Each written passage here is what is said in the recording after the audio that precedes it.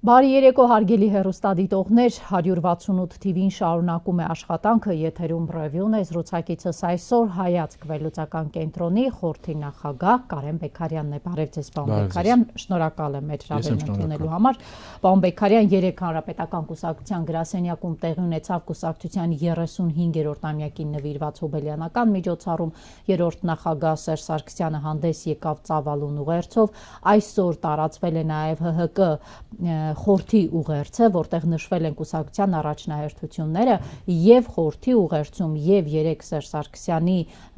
ունեցած ելույթում առանձնացվեցին 3 շատ կարեւոր առաջնահերթություններ, որոնցով էլ հենց առաջարկում եմ սկսենք այսօրվա հարցազրույցը։ Երրորդ նախագահն ասում է, որ որպես առաջին անհրաժեշտություն երկրում արմատապես վերափոխել տեղեկատվական քաղաքականությունը, վերջ դնելով հասարակության մանիպուլացմանը, բևեռացմանը, թշնամանքի քարոզին, սա ըստ երրորդ նախագահի երկրի ներսում համերաշխության մթնոլորտի ստեղծման համար առաջնային քայլ է։ Ինչպես է հնարավոր հիմա ջրբաժանների այս մակարդակում, այս փուլում ունենալ այն, ինչ ասում է Սերժ Սարգսյանը։ Երրորդ նախագահը ասում է այն, ինչի միանշանակ անհրաժեշտությունը այսօր երկրում կա։ Հիմա ինչպես է դրան հնարավոր հասնել, այսինքն առաջինը ականջալուր լինելու, տարբեր գործընկերների իրենց աշխատանքային օրակարգում սա ունենալու եւ շրջանակը անընդհատ լայնացնելու, հա։ Վերջը մենք մեր լրատվամիջոցի բոլոր գործընկերները անկախ անգամ բարիկադի այդ բաժանումներից, կողմերից եւ այլը, լավ, ինչ որ բանով երևի տարբերվում ենք, չէ՞, այսօրվա գործող իշխանությունից որպես այդպեսին։ Իսկն ինչ որ բանով գոնե այդ տարբերությունը կա, չէ՞, տեսեք, ես ընդհանրական եմ ասում։ Հետևաբար, եթե կա անկալումը պետության հայրենիքի, եթե կա անկալումը վաղվա օրվա, սեփական հողի վրա երեխաներ դաստիարակելու եւ այլը, իսկն այդ ինչ որ պահ կա, որ պետքա գերակայությունները շարվեն ճիշտ հերթականությամբ, այսինքն առաջնահերթը երկրորդականից տարբերվի։ Եվ հետևաբար սա սթափության, համերաշխության, ուրեմն կոլեգիալ երևի ավելի կոնսոլիդացիայի կոչ է իր մեջ պարունակում։ Հիմա եթե դուք ինձ հարցնեք, վստահ եմ արդյոք որ դա կաշխատի եւ այդ կոնսոլիդացիան տեղի կունենա կոնկրետ նշված խնդրի հետ կապված, չէ, վստահ չեմ։ Բայց խոսում է նաեւ մեղավորներին պատժելու մասին, ոչ թե համաներելու։ Բայց մյուս կողմից, ուրեմն սա առաջնահերթություն է եւ հնչող կոչ, որին եկեք չակնկալենք 100%-անոց արդյունք, որ բոլորի կոնսոլիդացիա կստացվի, ինչքան էլ այդ կոնսոլիդացիան ստացվի, երկրին է օգտակար ոչ թե որևէ քաղաքական ուժի, անհատի, անձի, երկրին է օգտակար նրա առաջնահերթությունները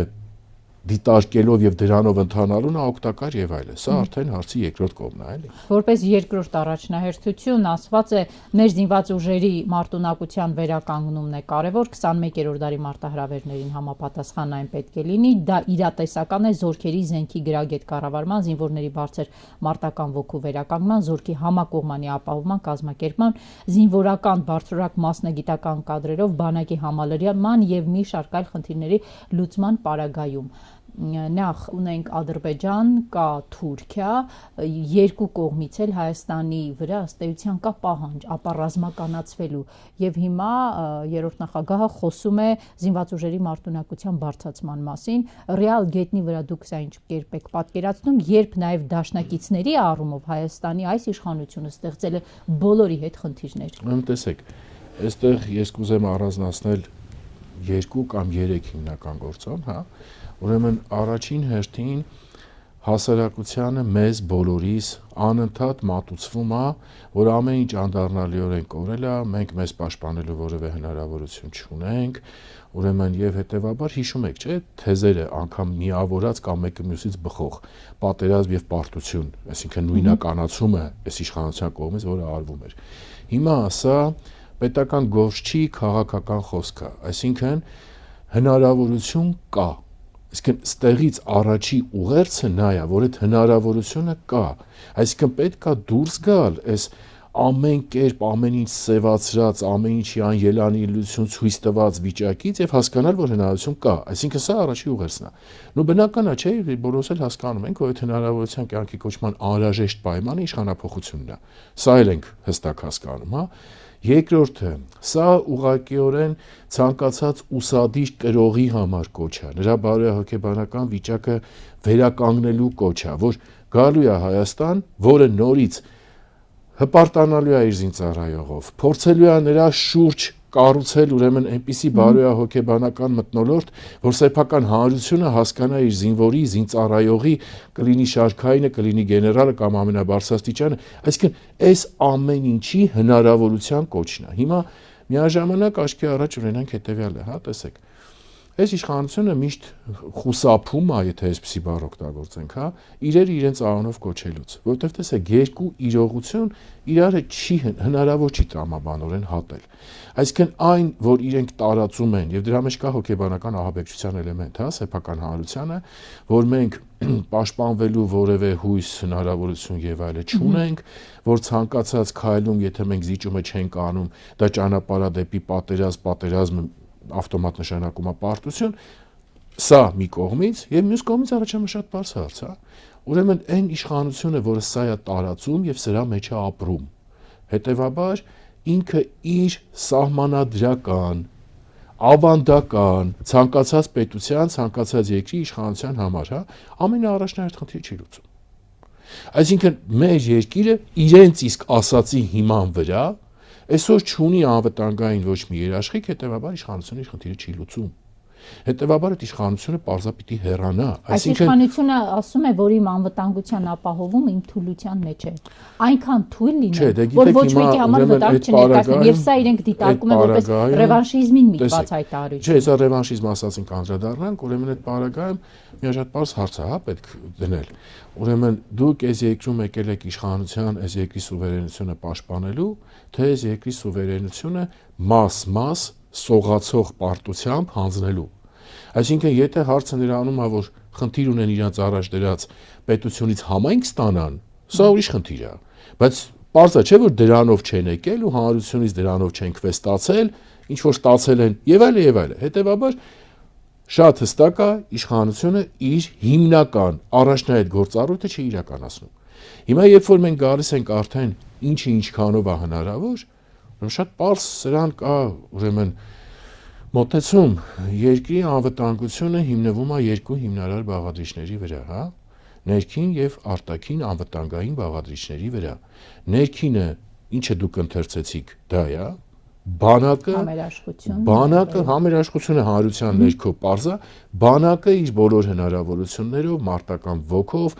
21-րդ դարին այսօրվան համապատասխան իր բոլոր հնարավոր ուրեմն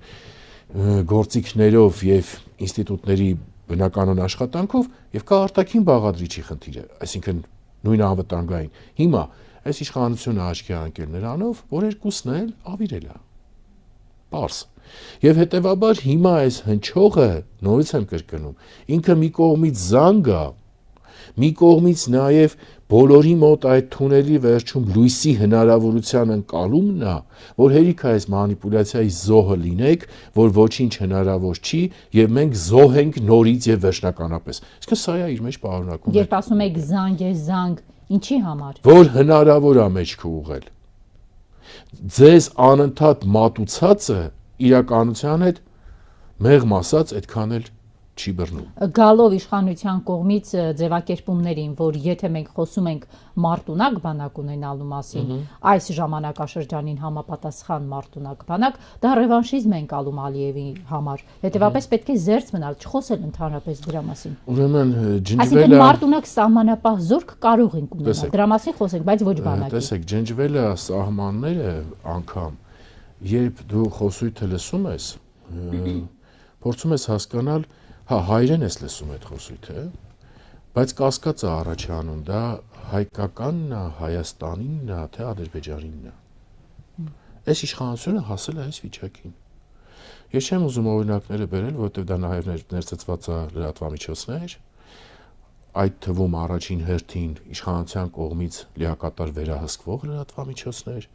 ամեն երկրորդ բառը դարձել է Ալիևը այս ինչը ոնց կընդունի, Ալիևը կընդունի, Ալիևը չի ընդունի։ Հիմա ես այս պարզագույն հարց եմ տալիս։ Եթե այդ քաղաքական գիծը, եթե դրան կարելի է անվանել քաղաքական գիծ, որովհետև դա քաղաքական գիծ էլ չի իրականում, հա, որևէ կերպ կյանքի իրավունք ունի, մենք ինչի ենք այս վիճակում։ Ինչ կարողացել եք զիջեք, զիջել եք։ Չէ, ասում է չեմ զիջել։ Այսինքն, Այսինքն, չէ, մի վարքյան էլի։ Ուզել է տվել եմ։ Ուրեմն մի վարքյան, այսօր ունես 17 կետանոց, ուրեմն համաձայնեցված խաղաղության պայմանագրի դրույթներ,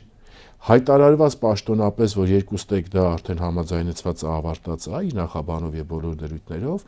եւ չունես ստորագրելու հնարավորություն, որովհետեւ Ադրբեջանը դիմացդ բերել է այս փուլում եւս երկու նախապայման։ Նախապայմանների բավարարման պոչիկը ցույց է տալիս, Ադրբեջանը բերում է նոր նախապայման։ Այդ կետերի մեջ համաձայնվել է կետերի, որոնք այս երկրի պետության շահերի հետ ոչ մի կապ չունեն որպես այդպիսին, եւ անգամ ներողություն, դա խոստովանում ես, որը կարելի է ինքնախոստովանական ցուցմունք անվանել։ Բայց գիտեք, ուրեմն այստեղ կար երկու կետ, որի շուրջ համաձայնության չէին գալիս։ Եվ արդյունքում որոշեցինք մեր հայացքը դրան փոխել։ Այսինքն տեսնում էին, որ մեր շահերին չի համապատասխանում։ Չէ, ասում եմ փորձում եմ ինձ մի բան անեմ, որ ի վերջո Ալիևին անընդհատ պատրվակ չտամ, ինձ ապակառուցողականության մեջ մեղադրելու։ Ուրեմն դա ճանապարհ է խաղաղության, եթե դա ճանապարհ է խաղաղության հարց, ուրիշ իշխանություն է այս երկիր պատերազմները բերել։ Հարց։ Նա ասում է դա չանելն է խաղաղության ճանապարհը։ Դե հիմա վերջը կարող է, աղավնի ջան, լավ, կարող է մենք ողջ հանրությունով, հա, փորձի տակ դրված մկներ ենք։ Հարց եմ տալիս։ Այսինքն դու սկզբից փորձ ես անում, որ դա է քո ճանապարհը, Ստեփանակերտի վերածննդի հրապարակում գոռում ես Արցախը Հայաստանա եւ վերջ, հա, փորձ ես դնում բոլորիս վրա։ Սխալվել եմ ասեցի։ Դե ես է կրկնում եմ։ 30 տարի սխալ ընկալումներով եմ ապրել։ Ես է կրկնում եմ։ Երբ որ 3-ից 6 տարեկան երեխեն գնում է մտնում է ցեխաջրի մեջ, հանում ես տանում ես շորերը, փոխում ես, մտածում ես սխալվել է։ Բայց ուրեմն այս ողջ պետությունը իր գոյության հնարավորությամբ, այս ողջ ժողովրդին գոյութաբանական էգզիստենցիալ խնդիրներով հանդերձ կարող է փորձադաշտ տալ, լավ։ Չէ, ասում եմ փորձադաշտ, բայց եկել եմ հստակ սահմաններ գծելու բան Բեկարյան։ Ներողություն, որևէ մեկը այսօր կարա ասի երաշխավորված, որ վաղը չեմի սորը չի ասելու, նորից սխալվեցի։ Որևէ մեկը կարա դա ասի երաշխավորված։ Անկամ ինքը չի ասել, որ չի ասելու։ Բա մենք ինչի մասին ենք խոսում։ Ինքն ասում է հետևյալը, ժողովուրդ 30 տարի մենք գծված սահմաններ չենք ունեցել։ Դա է մեր բոլոր խնդիրների ակունքը։ Եկել եմ գծեմ այդ սահմանները։ Ամիջան, եթե ինչ որ մարդկանց ուղեղում ընդհանրապես սահման չկա, ոչ մի հարցի վերաբերյալ, ոչ թե երկրի սահմանների, այդտեղի չի նշանակում, որ մենք սահման չենք ունեցել։ Եկեք այս մանիպուլյացիաներից դուրս գանք, էլի։ Հաջորդը ինքն ասում է Արցախի կորստից հետո մենք հայ ժողովուրդ ընդունում ենք, որ լրիվ նոր իրականության մեջ ենք, կամ ընդունում ենք այդ իրականությունը եւ այդ իրականությունից բխող քայլեր ենք անում, ինչը ես եմ անում, կամ չենք ընդունում, ինքներս մեզ խափում ենք, տարիներ ենք ձգում, հետո կանգնում ենք փաստի առաջ։ Ուրեմն տեսեք, ժամանակ առ ժամանակ ես որ անում եմ արտահայտություն, գիտեք, անգամ որևէ մեկին մեկնաբանելու պարագայում, այդտուն որ մեկնաբանելու խնդիր կա, պետք է արժանի լինի դրան։ Որևէ կերպ արժանի լինի։ Հասկանում եք։ Հիմա մեր հարցերը պատտվում է, որ ես մեկնաբանեմ ինչ որ իրենց կողմից հնչեցված ինչ որ մտքեր,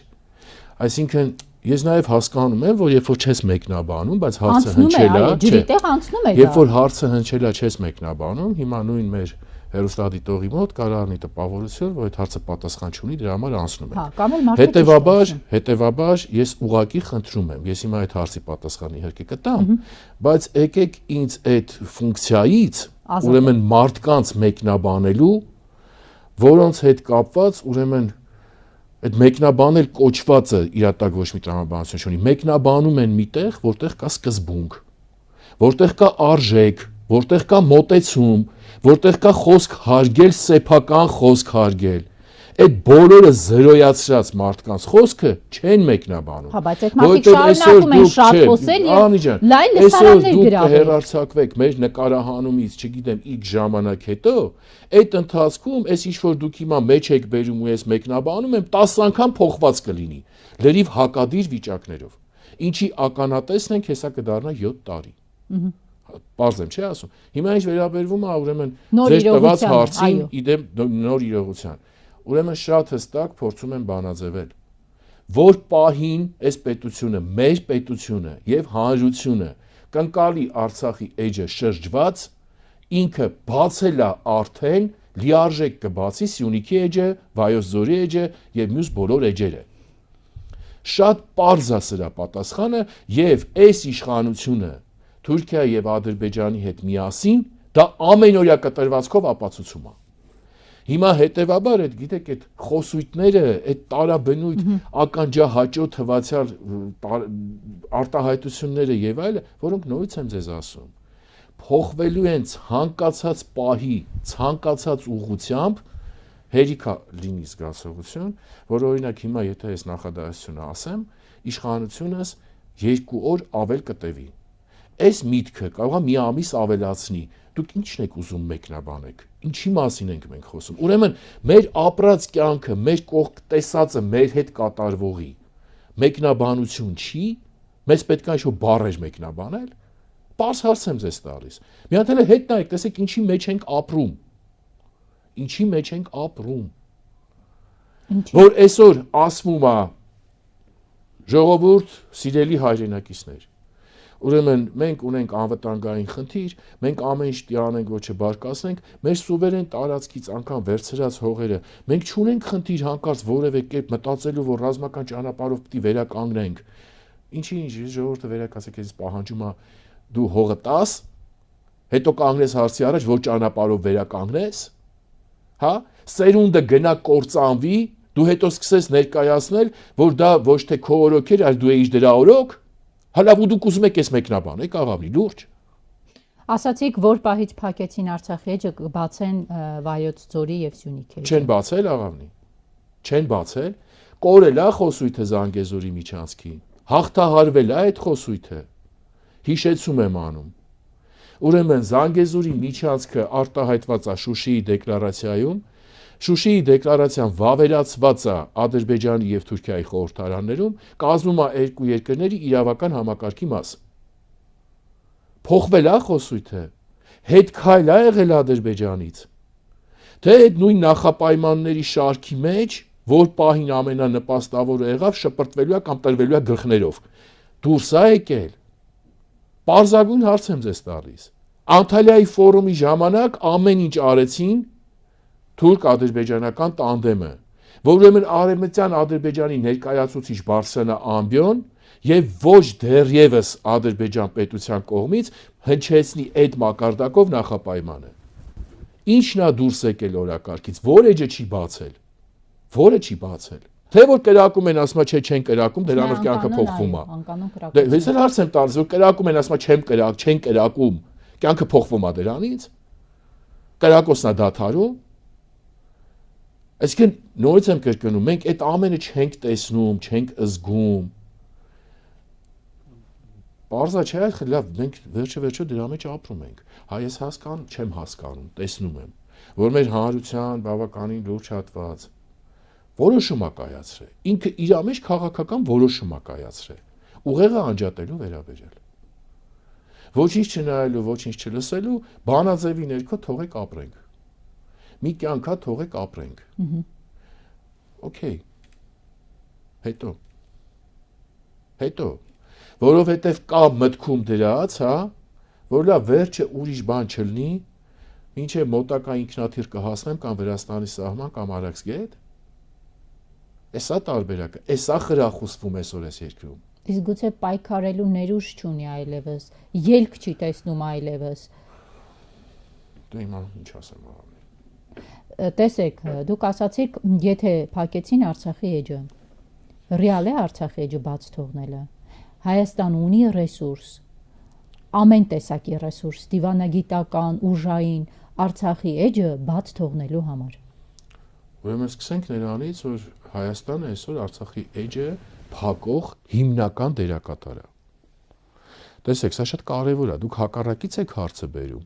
Նես տպավորություն է ստեղծվում, որ սենց ինքը այդ էջի տակ սենց պահել է, սենց ամեն կերպ նենց հանում չփակվի։ Չէ, ինքը փակելու հիմնական դերակատարն է։ Որովհետև եթե ասում է բաց թողեմ, Հայաստանը կհայտնվի պատերազմի ու վտանգի տակ։ Վաղը բերեց ասեց Սյունիքի էջը բաց է,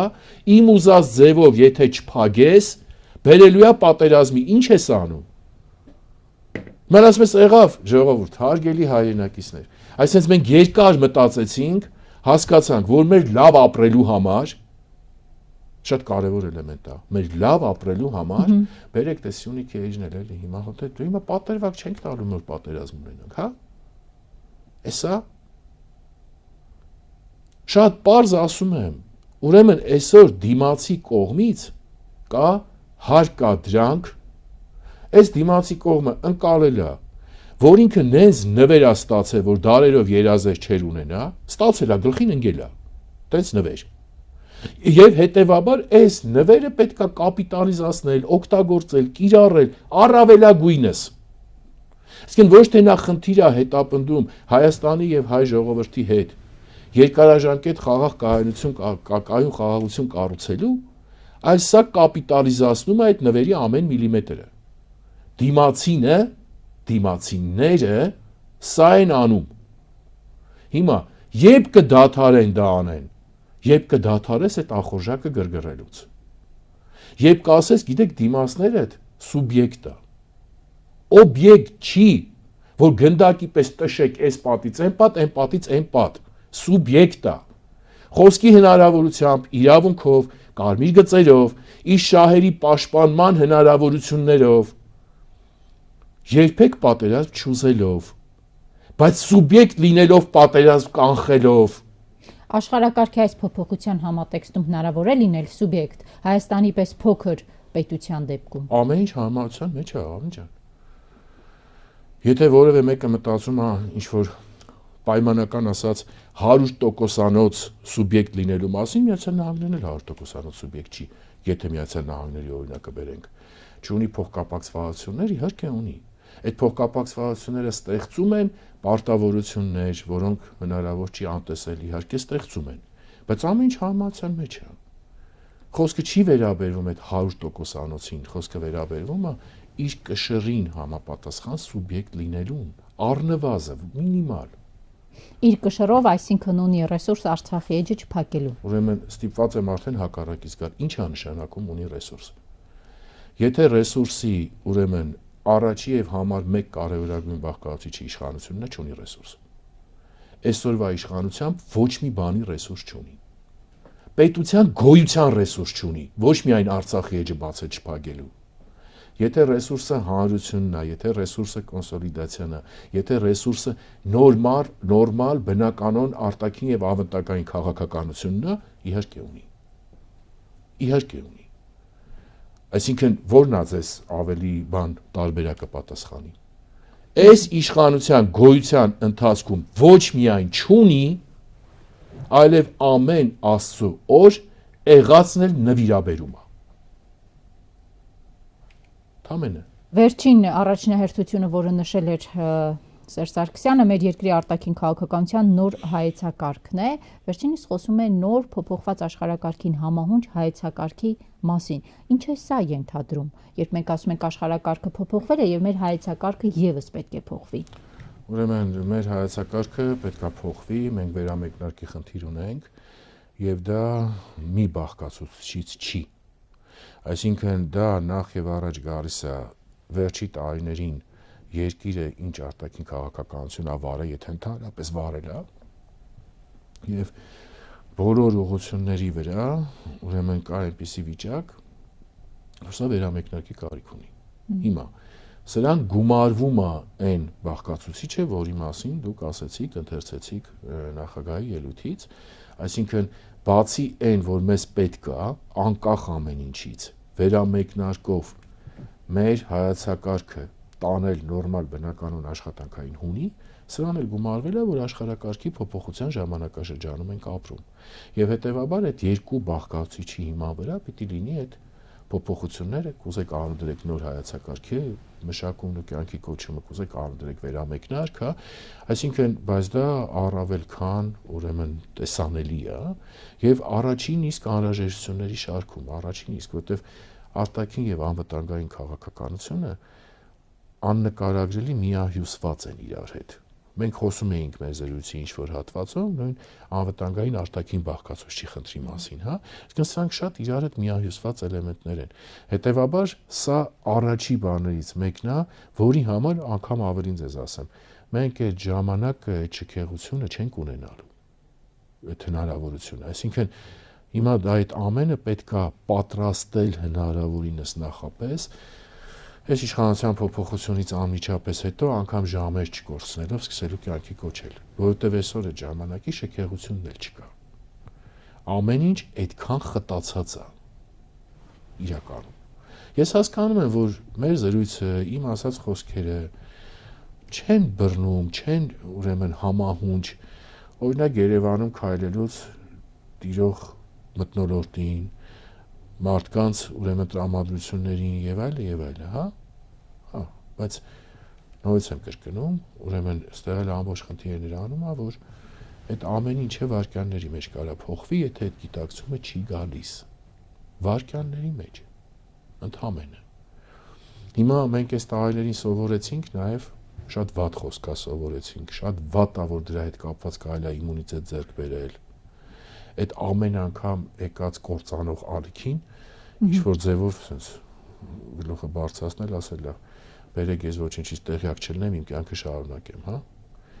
Բայց նորից երկրի այսօրվա վիճակը, պետության վիճակը, հետևաբար ավտոմատ հանրության եւ նրա յուրաքանչյուր անդամի, ուրեմն սկսած անվտանգության երաշխավորված լինել չլինելուց բավականին լուրջ խնդրի առաջականգնած։ Բավականին լուրջ։ Ես չեմ խոսում ավելի խոր հարցերի մասին, արժանապատվություն ազգային, իմիջի խնդիր պետության եւ այլ, այդ ամեն ինչն հենց է ոտատակ տված, որ հիմա դրանց մասին չենք խոսում։ Մենք խոսում ենք ամենաառաջնահերթի մասին։ Պետության գոյության իրավունք, ժողովրդի էգզիստենցիալ խնդիրներ, որոնք բոլորը այսօր շատ լուրջ հարցեր ունեն։ Պատահական չի, որ դուք տեսեք այդ ելույթին անդրադառնում եք երրորդ նախագահի։ Պատահական չի, չէ, որ այդ ամեն ինչը համար մեկ գերակայությունների ներքո է դրված։